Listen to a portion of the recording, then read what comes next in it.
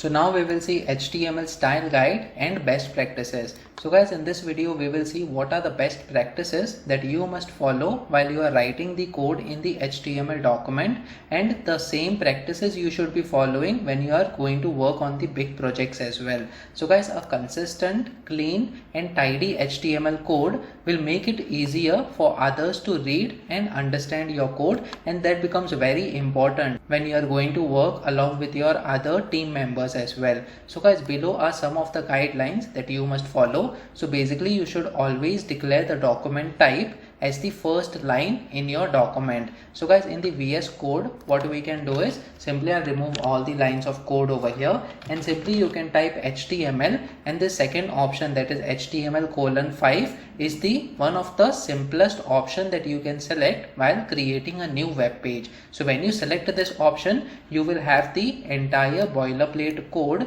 that is being generated by the VS Code, and simply you can start writing your HTML elements inside the body after updating the title of the document. Now guys, what is this? First best practice is we need to declare the document type as the first line. So over here automatically we have defined the document type over here. You can see less than symbol followed by exclamation, and then we have the document type, and then we have HTML, and then greater than symbol. So guys, this is nothing but the first line of the HTML document, that is the document type in this case, and that is one of the best practices that you must follow, and it will be automatically done with the help of the VS Code special feature by generating the boilerplate code. Now guys, apart from this, you must use the lowercase element names. So whenever you are going to write the content inside your body tag, that is, let's say you want to provide the h1 tag over here, simply you can provide the h1 tag as you can see. So this is the lowercase HTML element that we are using, and inside this we can simply define the content, that is, this is heading 1, and then let's say we have another div element over here. So again we type div, and then these are the lowercase HTML elements, and this is another best practice that you must follow. We can say this is div 1 over here. So guys, let me just save this file now and try reloading this page on the browser. So as you can see, the content is being displayed over here based on what we have written in our HTML document. So guys, the HTML elements must be always lowercase. We must not use the uppercase letters. So let's say over here we provide the uppercase letter, that is div in this case. So as you can see, all these are uppercase HTML elements. This will help us in order to display the content, but guys, this is not one of the best practices over here. So when we save this file now and try reloading this page, as you can see, it is helping us in order to display the content, but this is not the right practice in order to use the uppercase letters for the HTML elements. So we must avoid this and use these kinds of HTML elements which are having all the lowercase letters as the name of the HTML element. Now guys, we must also close all the HTML elements over here. So if you notice, we have created the h1 and the div elements. These are the starting tags over here, and we are ending them with the ending tag which is having the / over here, and this is one of the best practices when we are creating the HTML elements. There might be certain HTML elements which do not have the ending tag over here. So let's say when we have the input tag, this tag doesn't have the ending element, and that is why it is not getting automatically generated with the help of VS Code. And then we also have the line break tag over here, and this again is not having the ending element, but what you can do is instead of having the ending element, we can end them by using the / over here, which becomes very important when your HTML code will be read by the XML or XHTML, that is the other documents. So guys, you can end them by using the / in this case just before the greater than symbol over here of the starting tag. So one of the best practices is to close all the HTML elements with the ending tag over here for whichever HTML elements they are applicable. Now guys, apart from this, we must also use the lowercase attribute names. So as you can see in this input tag over here, we have provided the attributes, and the attribute name is the type in this case, which is using all the lowercase letters over here. Similarly, let's say inside the div we can have the class attribute. So this class attribute must have all the lowercase characters over here, and that is what we should be using, which is one of the best practices in order to define the attributes with the lowercase letters. Now guys, apart from this, we must always quote the attribute values. So by default, whenever we are defining any of the attributes in the VS Code, you can see after this equal to symbol we are having the double quotes over here. So always the attribute values must be quoted inside the double quotes or the single quotes over here in this case. So as you can see, the name of the class, that is class name, is being defined inside the double quotes, and then the type attribute is also having the value, that is text, inside the double quotes over here, and that is the meaning of always quote attribute values. So this is another best practice. Apart from that, we also specify alt, width and height for images. So guys, whenever we are going to provide the image tags over here, so let's say we create the image tag in this case, so we must provide the source attribute, and apart from that we must be also having the alt attribute and the width and height attribute as well of the image. So guys, either we can have the width and height attributes directly inside the image tag, or else we can also use the CSS properties as well by using the style attribute and providing the width and height properties inside the style attribute.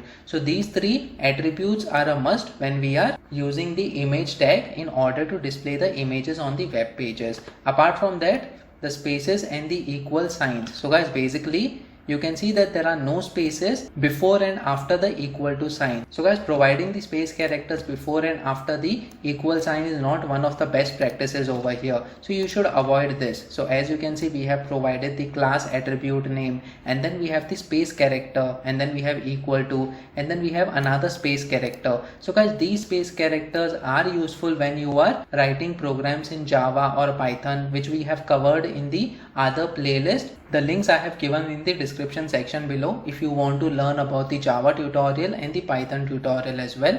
But in HTML, these space characters are not required, and these are not one of the best practices that you must follow. So guys, avoid having the space characters before and after the equal to operator over here whenever you are going to use the attributes inside the HTML elements. Guys, apart from this, avoid the long code lines. So let's say we have the test paragraph over here. So what we can do is we can simply provide the p tag in this case, and then we have the test line, that is lorem ipsum. So guys, when we use this text, as you can see, currently we have the view set as word wrap over here, but when we disable this word wrap, as you can see, this is a long text that is being written over here inside the HTML document. So guys, we must avoid this thing in order to avoid the horizontal scroll bar, and we can simply use the word wrap over here. And apart from this, we should also avoid such large statements inside the web pages. So if we see this web page how it looks, let me just save this file now and try reloading this page once again on the browser.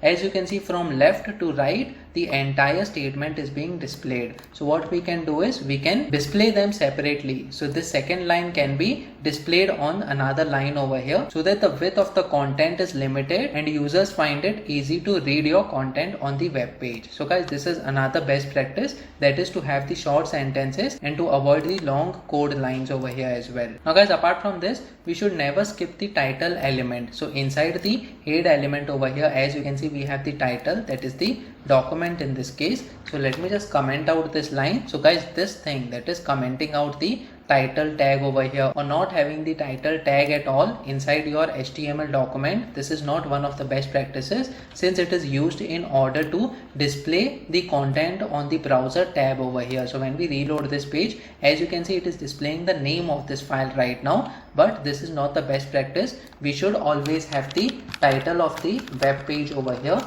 and we should set it to the relevant string based on the content of the web page. So in this case, we will say HTML style guide over here. So let me just save this file now and try reloading this page. So as you can see, this title of the document is being displayed on the browser tab right now. Guys, similarly, we should not omit HTML and the body tags as well. So we can remove this HTML and the body tags as well. Still, it will display the web page as it is. So let me just remove these tags and let me just save this file now and try reloading this page. As you can see, it is being displayed. But guys, this is not one of the best practices. We should have the HTML and the body tags as well, so that there are no issues in future and all the browsers read your HTML document properly. Apart from this, we should not omit the head tag as well. So similarly, we should also have the head tag over here, inside which there are multiple tags that we must be defining based on our requirements.